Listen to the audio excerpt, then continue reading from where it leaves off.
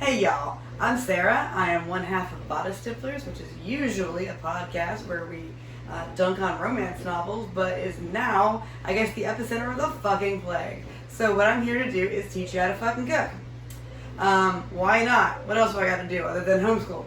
So today we're going to learn how to make no-knead bread. Knead with a K, just a man. I used to think I was too fucking good for this, because I know how to make real bread, that's needed. I have 80,000 little appliances to help me with that, and I thought that I could just make better bread than this, and why would I bother with this kind of gimmicky thing? Mark Bittman kind of popularized this, but people have been making no-knead bread since people invented yeast. Actually, the way that it works is instead of kneading it to make structure, to make the gluten provide the structure of the bread, it just takes a very long fermentation period. So that's why we're doing it tonight. We're going to mix it up, and then it's going to sit for at least 12 hours, up to about 18 hours before we bake it. If you need to let it go more than 18 hours, you can just chuck it in the fridge. It'll still continue to do its thing. It'll just do it much more slowly, so you can't wait forever. But it's actually very forgiving. So what we're going to do, I've already measured out 3 cups of all-purpose flour. It can be any all-purpose flour. I like King Arthur, but it does not matter. Seriously. The one thing that you do actually need is an instant yeast, just regular active dry yeast. I've never tried it. It's not supposed to work in this. I mean, we can try it and see. So that's the one thing that you might not have around. It might be called bread machine yeast or instant yeast. But one of these things will last you a really long time. So, it's an okay investment if they've got it at the store right now. And you just need a very small amount. You need a 1/4 teaspoon of this because it's going to work all night. So you dump that in there. Essentially what we've done is domesticated the yeast for its farts. It's going to fart us some bread. And then we take about a 1/2 teaspoon of salt, which is actually, half a tablespoon, which is a teaspoon and a half. So there's 1 and a 1/2 teaspoon of salt. And then this part is a bit of an art. You need water. Room temperature is fine for this. Make sure it's not over 120 degrees because then it'll kill the yeast. So it's very forgiving. But make sure you have a 1.5 to 1 3/4 cups. You don't know how much you're going to actually need until you stir it in. It depends on how old your flour is, how humid it is outside. So put about 1.5 cups in. And it's going to make an ugly ass dough. And if you need more, you can add more. I've got a fancy little dough whisk. You do not need a fancy little dough whisk. Just gonna stir it together. You can use, a spoon. You can use your hands if you want to. The point is, we're trying to get all of the flour wet. It's not gonna be cute. It's not gonna be like a beautiful dough. It's just gonna be a dough. It's gonna be shaggy and sticky and weird. And that's okay. That's exactly what we want. So this is a little dry. I'm going to add just a bit more of this water. But you can't really mess it up too bad. It's not at all a picky recipe. Alright, so if you want to see what this looks like. Ugly. Ugly as homemade sin. That's exactly what we want. So we're just going to let it sit. We're going to cover it loosely. You can use whatever you want. You can even use a kitchen towel. I like to just dump a plate on it. Usually I use a slightly smaller bowl. But that's just loose enough to let some air out, and you haven't made any extra waste or trash or anything. And you don't need to put it anywhere special. Just maybe not right under your air conditioning vent. Other than that, just let it sit overnight. You don't have to do dick to it. And I will check back in with it in the morning, and we will bake it. Alright, y'all. It's morning. I'm not really a morning person. We watched an episode of Deep Space Nine last night where multiple people landed in the hospital for Klingon sex-related injuries. I don't even know if that was real or not, but it's fucking morning. So, we're ready to bake this shit. What we're gonna do, we're gonna preheat to 425. And we're going to put, if you have a cast iron Dutch oven, you're going to want to use that because that's going to give you the best crust on your bread.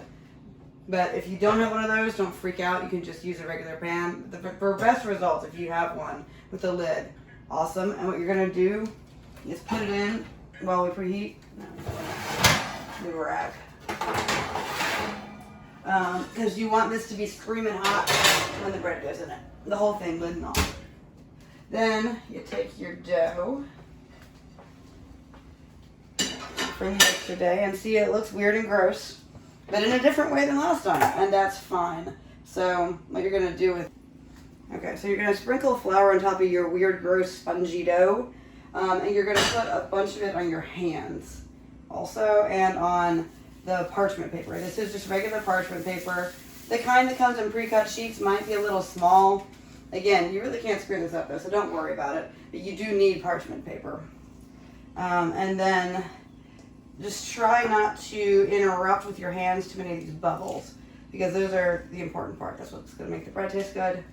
And then in all the instructions for this, they will tell you to make it into a ball at this point. It's just, it's a messy dough. Here, sprinkle a little more flour on top if you want to. You can try to kind of encourage it. It doesn't fucking matter though. It's going to be fine. I'm going to take this ugly piece of crap and show you how fine it's going to be. I might try to tuck that bit in a bit, but no, it's fine. So what we're going to do is we're going to let this rise on the counter for 30 to 60 minutes. Yeah, that's a weird amount of time. It's because you want to make sure that the oven preheats all the way and like stays at that temperature for long enough to really heat up that pot, or if you're using a pan, that pan. So it's not like a super exact, so don't worry about it if you're at 45, if you're at 60, it'll be fine a little bit. And this is going to rise up a little bit, not a ton, and I'll come back once we're all the way preheated and show you what you do next.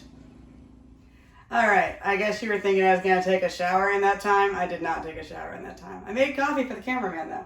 So what we've got now is, it looks a lot the same. It is a bit risen. I had a good question earlier, like what's the flour for on your hands and the thing? Theoretically, it's to keep it from sticking to you.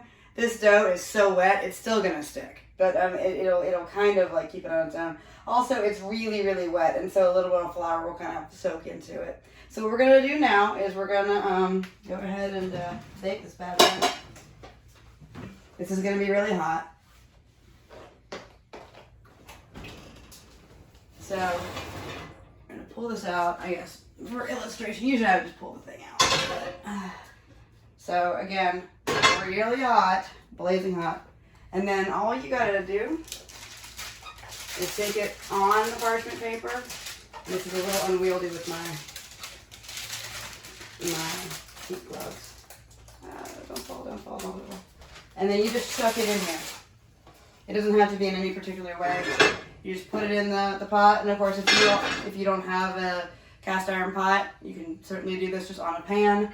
Just make sure the pan is screaming hot. I'm going to put this in here. And if you have a pot with a lid, after 30 minutes you're going to take the lid off. So 30 minutes, lid off, and then another 15. Obviously if you don't have a lid, you're just going to put it in for 45. So I'm going to put the timer on, and we will check back with you when we're actually taking it out of the oven. Okay, so it has now been 45 total minutes. We'll take it out.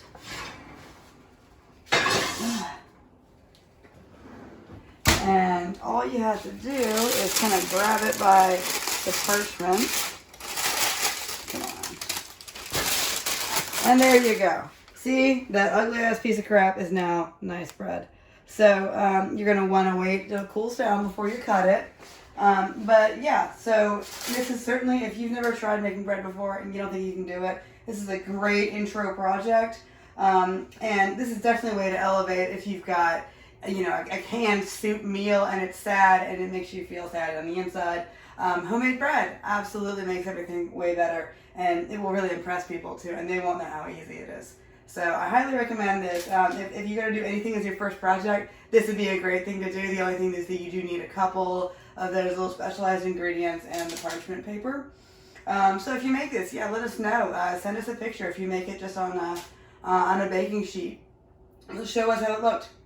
You'll see that it's a little bit more browned on top and has a little bit of a nicer crust. It will still totally work just on any kind of like hot metal thing.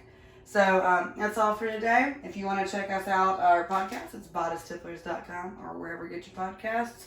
Next time, I think we'll be doing beans. The beans. They're good for your heart.